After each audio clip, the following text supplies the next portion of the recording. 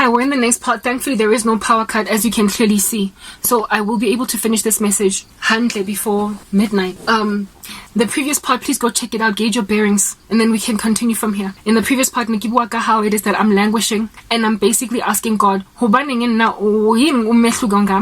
have you allowed me to live such an ostracized life as a Christian in a country that typically does not persecute Christians? There was a time when I was so upset at South Africa that I couldn't understand why they were not on uppermost in the list of top 10 or top 5 most persecuting countries in the world. When the Voice of the Martyrs releases the statistics as to what is the worst country to live in Africa, number 1 is in Nigeria. Across the world at large, it is, I believe, Afghanistan. Followed Afghanistan, it overtook, I believe, North Korea because of that thing that pulling out by Joe Biden. It just made things worse. And I was like, if Nigeria is worse than South Africa, why is it that there are Nigerian Christians on the internet able to continue anyway proliferating the gospel despite being persecuted in their land? What is wrong with me? I feel like South Africa needs to be in the top 10 lists of countries to look out for as a Christian, because Baravas are true believers.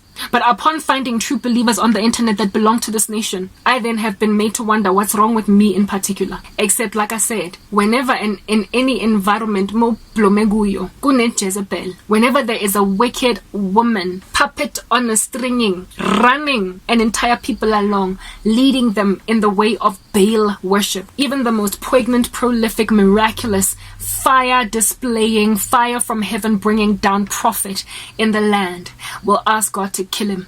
We'll sing Moshe's Kati after the miracle on Mount Carmel, after closing the sky of rain for a couple of days, a couple of years, after all those things that Elijah did. He second guessed the power of his calling, the poignancy of it, what he was supposed to do. The dude didn't even die. The dude sought to find death in that God would strike him down because he's sick and tired of hurting, and yet he didn't even die. Elijah was raptured. River Jordan, he was taken like Enoch.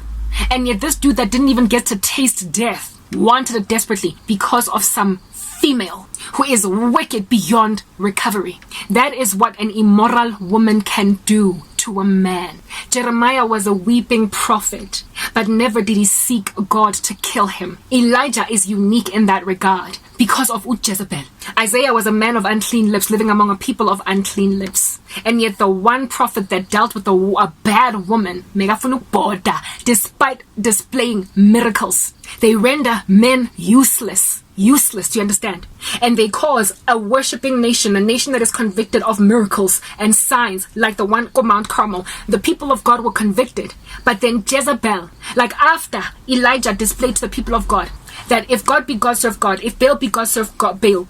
And then he showed that God is God with that burning of that sacrifice. God's people in Israel that were busy, confused, tossing and turned by every wind of doctrine, they believed. They were like, oh my goodness, we need to go back to our God. But then, fear-mongering. You can convince a person of a message. Prolific evangelist, you that girl, you that guy, waricha. Do you understand? If you continue to worship the God that evangelist evangelized about, then you will end up worshiping the same awful gods that you were admonished away from, purely because purely because you are fretful of the judgment of a wicked regime in a land that is intimidating you, saying, if you dare serve God, even though Baal has been disproved as God. So what did Jezebel do? Intimidate the people of God, and of course Elijah. She was like, may the gods deal with me ever so severely if by this time tomorrow Elijah is not dead. When after you perform a miracle to prove God, and then next thing the guy who proved God is on a hit list, Babele, a bounty on his head, then those people that believed will be scared to worship as they ought. Jezebel tarries an entire nation away from God using fear tactics, witchcraft, a hard life, scare tactics. Who in the world wants to live bophelo baka? Who? Would you heta my life? No, it's hard. Everybody has rejected me. They have disregarded everything I am because of the influence of wicked women. Men have literally looked at me like I'm not worth their while to marry. I have been looked at by men like there's something wrong with me because Jezebel and my family treat me like I ain't Jack. I've literally been made a little bit of a Cinderella, and I can't stand it because I don't like the prospect or the concept of it. Because I'm a tenbegi lama daughter here in this country, so who in the world allows themselves to get taken by a Prince Charming when Prince Charming is a havoc in nature because he's not strong enough, rooted in Christ? I want as Blomel. He needs to be guided still in God damn me, pacifier. So you don't like a banda that are that weak spiritually. You can't let yourself get taken as a fervent, anointed daughter of God. You can't allow yourself as a woman to be so powerful for Christ and not have a man that is also similarly powerful, because then there's going to be a difficulty to submit. It's going to be hard to honor this man. The last relationship I came out of, the one where I was engaged, the dude from the US, his doctrine was so weak. He believed that black people were the real Israelites, the Hebrews, one of those black Israelite religion people. When he said that, I was like, Batung, why do I keep meeting guys who are so weak to a point where they can't even just read the basic Bible and gain conviction as to what is the truth and what isn't? Why aren't they able to rightly divide the word of truth? A guy I'm calling fiance that thinks black people are the real Hebrews. For crying out loud, why is this guy my fiance? And why, if he is my fiance, does he not have a prolific ministry just as I have one? Why is he not actively going about his father's business like I am? Watching end times prophecy, like every day just gathering dust. He doesn't have a YouTube channel. He's not actively out there in the streets, street evangelizing. He's not a missionary, like giving the gospel to an unreached part of the planet. He's not doing anything for the kingdom of heaven that would make me feel like at least Lorna I can follow behind him as the wind beneath his wings. So I was going to be a very strong woman with a weak husband. The very thing that I've been lamenting to God to not bring along, because then I don't want to have to struggle to submit to a man. Always learning, but never coming to a knowledge of truth. Janice and Jambres. Jezebel prospers to make men namby-pamby and weak like that, to a point where they struggle to lead women, shepherd flocks, and so therefore lead an entire country into the worship of the one true God.